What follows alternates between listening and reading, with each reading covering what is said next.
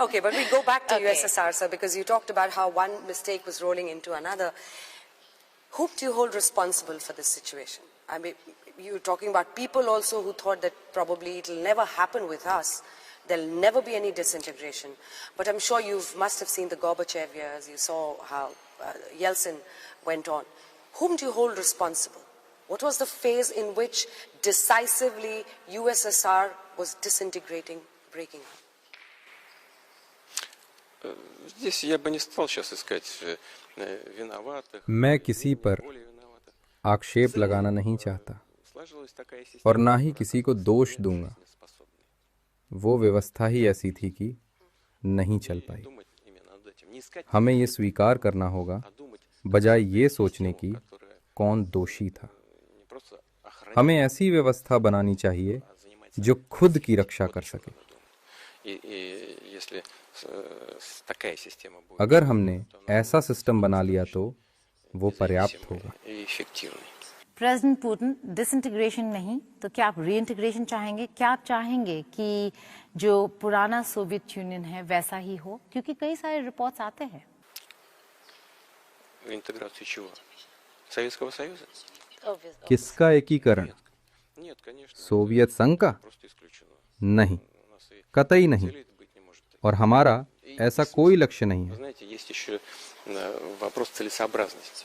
Это в сегодняшних условиях нецелесообразно. और इसका कोई औचित्य भी नहीं बनता, क्योंकि ये रूसी संघ की राष्ट्रीय और धार्मिक स्थिति को बदल देगा।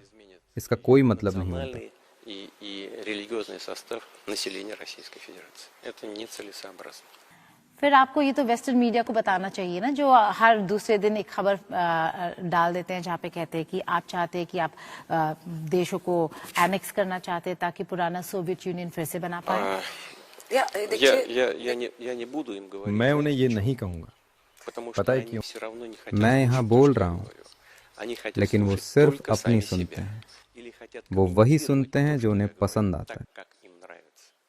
और यही नहीं, ये लिखा जाता है कि आप वापस वो एम्पायर बनाना चाहते हैं और उसके आप राजा बनना चाहते हैं। Да, कुछ они это लोग делают для इस того, तरह чтобы की बातें напугать свое कहते रहते हैं। उन्हें अपनी जनता को डराना होता है। ग्लोबल मीडिया में वो अपने एकाधिकार का गलत इस्तेमाल कर रहे हैं। ये लोगों की राय को प्रभावित करने की चालबाजी है। उनका मकसद सिर्फ रूस के खिलाफ अपनी आक्रामक नीति को जायज ठहराना है। другой цели они ищут. Yeah, then if you're different, how would you, Vladimir Putin, summarize Vladimir Putin's life and ideology? नहीं, मुझे Мне लगता है кажется, कि мне अपनी еще जिंदगी रано, का सार потому बताना что अभी बहुत जल्दबाजी Мы है। еще मेरे पоработаем. आगे अभी कुछ काम बाकी है। I like that. क्योंकि अंजना आपके जर्नी के बारे में पूछ रही थी, तो भारत को लेकर अगर हम आपसे पूछें, आपने कई सारे भारतीय प्रधानमंत्रियों के साथ काम किया। ऐसा कौन सा मौका, ऐसा कौन सा इंसिडेंट है या फिर ऐसे कौन से प्रधानमंत्री हैं जिसकी वजह से आज भारत और रूस के जो रिश्ते हैं वो इतने मजबूत हैं? Ну, вы आपने знаете, मुझसे это दूसरे я देशों уже के говорил, नेताओं के меня बारे में просили पूछा है। дать характеристики मुझे नहीं других लगता कि ये बहुत лидеров शिष्ट है। из других стран. Это, на мой अब взгляд, हम не очень भारत के прилично. प्रधानमंत्री Мы сейчас नरेंद्र работаем मोदी с के साथ काम कर रहे हैं। премьер-министром सच में господином हमारे बहुत У нас с ним, भरोसेमंद और दोस्ताना реально संबंध हैं। очень वो इस доверительные, मामले में дружеские बहुत отношения. भरोसेमंद Очень इंसान надежный हैं। человек. मैं बहुत В этом ईमानदारी से смысле बोल रहा हूँ। я искренне भारत говорю, мне खुशकिस्मत повезло. है, वो हिंदुस्तान में Он- रहते он हैं, живет वो в भारत को जीते हैं। मैं उनसे बात Я करता же हूँ общаюсь और с मैं ним, उन्हें я जानता знаю, हूँ। что он मुझे उम्मीद है कि не वो будет मुझसे на меня नाराज сердиться. नहीं Я होंगे। говорю то, что я मैं вижу, बस то, वही что कह я रहा вижу. हूँ जो मैं देखता हूँ Поэтому, और जो मैं и सोचता हूँ। мне आप जानते हैं, мне मुझे यकीन है приятно с कि ним ऐसे इंसान से общаться, बात с करना таким मेरे लिए человеком, बहुत सुखद है। понимаете? और Первое. ये एक बात Второе, है। दूसरी он बात, действительно искренне सच ये कि वो относится बहुत к ईमानदारी से भारत укреплению और रूस के российско-индийских संबंध को отношений हर क्षेत्र по में целому और ряду खासकर направлений, रक्षा, важнейших अर्थव्यवस्था, и в экономике, मानवीय и в सहयोग оборонной और сфере, हाईटेक в परमाणु сфере सामग्री के гуманитарного विकास जैसे взаимодействия, महत्वपूर्ण मुद्दों पर в развитии मजबूत करना высоких चाहते हैं। технологий. इसलिए उनसे मिलना मेरे लिए बहुत Мне с ним दिलचस्प है। интересно встречаться. वो यहाँ Он आए थे приезжал к और нам. हम उनके साथ मेरे घर पर Сидели बैठे целый और हमने вечер बहुत дома देर у तक меня. चाय पी।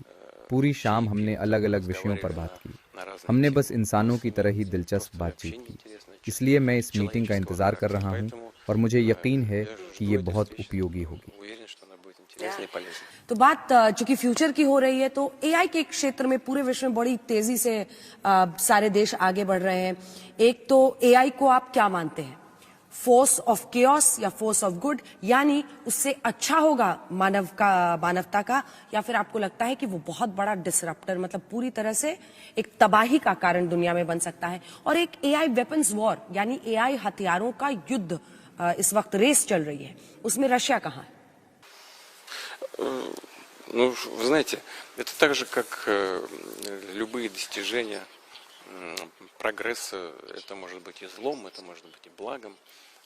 Ясно, что это आप जानते हैं, такой сквозная किसी भी технология, दूसरी तरक्की की которая तरह меняет жизнь ये и अच्छा और конкретного बुरा человека. दोनों हो Точно, सकता है। совершенно в ближайшее время हाँ, приведет к ये изменению सच жизни है। всего человечества. ये साफ है कि И тот, кто, ये एक क्रॉस कटिंग тот, кто, टेक्नोलॉजी है जो эти एक आम технологии इंसान की जिंदगी освоит बदल लेती первым, है, будет применять और их बेशक наиболее эффективно, आने वाले समय में ये पूरी получит इंसानियत की колоссальные जिंदगी को भी बदल преимущества लेगी। и और जो लोग इस टेक्नोलॉजी को सबसे पहले और सबसे असरदार तरीके से इस्तेमाल करेंगे, उन्हें इकोनॉमी में, डिफेंस में, हर क्षेत्र में, शिक्षा और साइंस में, हेल्थ केयर में, हर जगह बहुत ज़्यादा आर्थिक फायदा होगा। लेकिन मुझे कहना होगा कि अगर आप कर सकें, क्योंकि इन सभी सेक्टरों में आर्टिफिशियल इंटेलिजेंस टेक्नोलॉजी का असरदार इस्तेमाल कई गुना ज़्यादा प्रभाव डालेगा। इसके कुछ नुकसान भी हैं, खासकर इसके बारे में पूरी तरह से जानते हुए। हकीकत ये है कि ये सब सिर्फ सभी बड़े डेटा सेट की प्रोसेसिंग पर आधारित है। ये इसके बारे में है। खैर, यहाँ बात आती है लोगों के पर्सनल डेटा की। पहली बात है कि स्वाभाविक रूप से हमें इसके लिए कदम उठाने होंगे। सुरक्षा और बचाव की गारंटी देनी होगी, मानव अधिकारों की गारंटी देनी होगी। लेकिन यहाँ एक और बहुत ज़रूरी बात यह है कि जिन लोगों के पास ये डेटाबेस हैं, असल में वो एआई और मोबाइल टेक्नोलॉजी की क्षमता का इस्तेमाल कर सकते हैं। वो लोगों के भविष्य को एक आकार दे सकते हैं। Они, по сути, через свои возможности, через возможности развивающихся вот этих технологий, могут формировать, по сути, мировоззрение. प्रेसिडेंट पुतिन, मैं आपको लॉन्जेविटी वाले जो आपने मेंशन किया था उसी पर वापस लेके जाना चाहती हूँ। आपका एक हॉट माइक मोमेंट था चीन में, चीन के राष्ट्रपति शी जिनपिंग के साथ, जहाँ पे आपने लंबी उम्र की बात की, ट्रांसप्लांट्स की बात की, बायो हैकिंग की बात की। आपको क्या लगता है कि क्या ये संभव है कि एक इंसान हमेशा के लिए जिंदा रहे, या ये अचीवेबल है, या अमर हो जाए, या क्या ये अचीवेबल है? Все конечно. हर चीज का एक अंत होता है। सिर्फ भगवान ही हमेशा रहने वाले हैं। वाकई हम उम्र को लंबा कर सकते हैं, ये सच है। 77 साल पहले भारत में एक इंसान की औसत उम्र 31 साल थी और अब ये करीब 70 साल है। हेल्थ केयर से ऐसा हो सकता है। भारत में बच्चों की मौत 4 गुना कम हो गई है। ये हेल्थ केयर का ही नतीजा है और मैं इसके लिए आपको बधाई देता हूँ। अगर हम हेल्थ केयर में एआई का इस्तेमाल करें और अगर इसका इस्तेमाल मेडिकल दवाएं बनाने के लिए किया जाए, मिसाल के तौर पर अगर वो जेनेटिक इंजीनियरिंग का इस्तेमाल कर रहे हैं, तो इसका असर ज़बरदस्त होगा। फिर भी सभी चीज़ों का अंत होता ही है। Вот то тогда, конечно, эффект будет просто колоссальный. Но все равно все конечно.